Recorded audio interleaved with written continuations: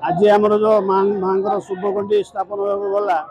आज गोटे भल दिन था लोक बहुत उत्साह था जे आगुरी ये मंदिर कम चलती समस्त ये जा से आज आमर शुभगुंडी दिन स्थिर होता 9 तारीख 12 तारीख होता कि 12 तारीख जाए आज बर्तमान भी बाहर शुभगुंडी पूजा पूजी सब कम सरला कम सरला जाने सब ये कर माँ यात्रा 3 तारीख आरंभ हो गुरुवार दिन सोमवार 28 तारीख एप्रिल सर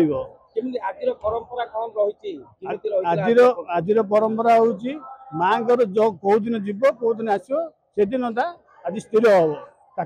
तापर शुभगुंडी स्थापन हम शुभगुंडी स्थापन होगा घर तैयारी हम घर तैयारी माँ से तारीख अनुसार माँ से शुभगुंडी बाहर से दशहरा साई ये आसिक पूजा भी है स्थापन करा।